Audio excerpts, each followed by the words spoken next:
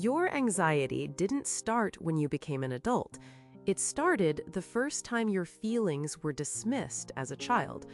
What happened in those early years literally rewired how your nervous system responds to stress today. By the end, you'll understand exactly why. Maybe you're someone who gets anxious in situations where other people seem completely fine. A text goes unanswered and your mind spirals. You freeze up in conflict. You worry about things that haven't happened yet and probably never will. And you've probably asked yourself, why am I like this? Here's the thing. Most anxiety isn't random. It's not a character flaw. It's actually a logical response to something that happened to you a long time ago.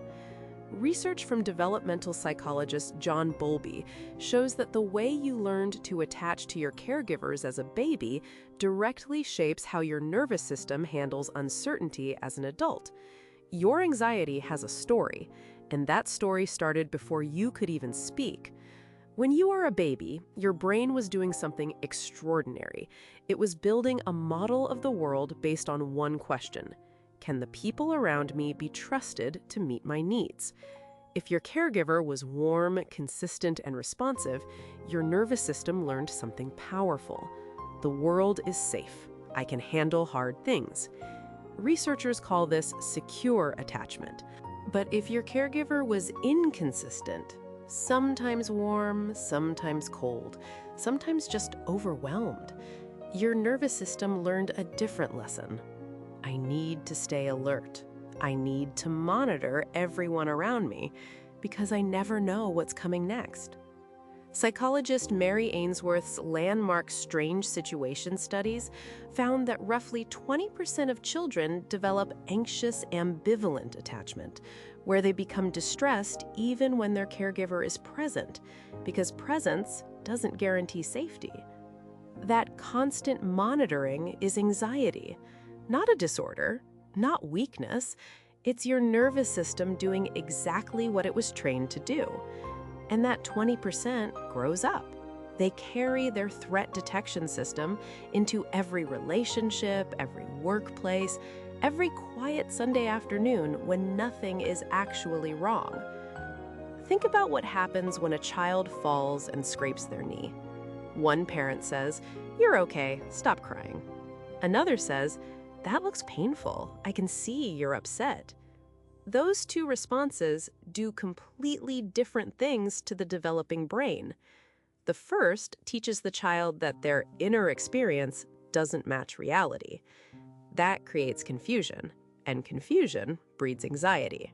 Here's what almost nobody talks about. You don't have to have had a traumatic childhood to develop anxiety. Even good enough parenting, where emotions were simply never discussed, can leave your nervous system without the tools it needs to regulate itself. Research by psychologist Matthew Lieberman at UCLA shows that naming emotions activates the prefrontal cortex and dampens the fear response. Name it to tame it is not a cliche. That's neuroscience. But here's what most people get wrong. They think their childhood anxiety style is fixed. That if you grew up hypervigilant, you're just going to be an anxious person forever, that it's baked in. But that's not what the neuroscience says. The same brain that learned anxiety can unlearn it.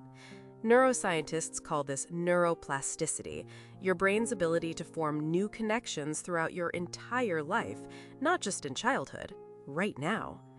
Most people try to fix their anxiety by managing the symptoms. They breathe deeply, they try to think positive, they tell themselves to calm down. And none of it really works long term because they're treating the alarm, not rewiring the alarm system. Research on mentalization-based treatment, developed by psychiatrist Peter Fonagy, shows that when adults understand the story behind their own emotional responses, their anxiety symptoms reduce significantly more than those who just use relaxation techniques alone. Understanding why you're wired this way isn't just interesting, it's actually therapeutic. If you grew up in a house where conflict was explosive, your nervous system learned to treat disagreement as danger. Every time a colleague gives you critical feedback, your body floods with cortisol, the same way it did as a child watching your parents argue. You're not overreacting, you're time traveling. Psychiatrist Bessel van der Kolk put it clearly. The body doesn't distinguish between then and now, it just responds. So what do you actually do with all of this? Here are 3 things the research actually supports. Step 1, name your attachment pattern. Secure, anxious, avoidant, or disorganized. Just notice your patterns. Do you constantly seek reassurance from people you love? That's anxious attachment. Do you pull away when things get close? That's avoidant. Naming it takes it out of your identity and puts it into your behavior, and behavior can change. Step 2, practice narrative coherence. This means telling the story of your childhood in a way that makes sense, including the hard parts, without getting lost in them or dismissing them. Researcher Mary Main found that parents who could tell a coherent story about their own childhood, even a difficult one, were significantly more likely to raise securely attached children. You don't need a perfect past, you just need to understand yours. When you're in the middle of an anxiety spike, your prefrontal cortex goes offline. You cannot think your way out of a triggered nervous system. You have to calm the body first.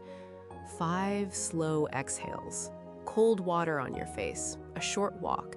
Then, and only then, can you ask, what is this really about? This is the work that doesn't look dramatic. It's not a breakthrough moment. It's a Tuesday evening where you notice you're spiraling about a friend's short reply, and instead of following the spiral, you pause. You name it. You say, this is old stuff. My nervous system is doing what it learned to do. And then you choose a different response. Remember what I said at the start? Your anxiety didn't start when you became an adult. It started the first time your feelings were dismissed, ignored, or treated as inconvenient.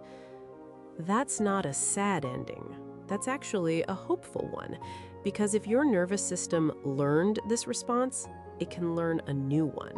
Not by erasing the past, but by finally understanding it. You are not your anxiety style. You are the person learning to see where it came from, and that distinction changes everything. If this resonated, the video on anxious attachment and why it affects your adult relationships goes even deeper. Hit subscribe if you want more of this. New video every week.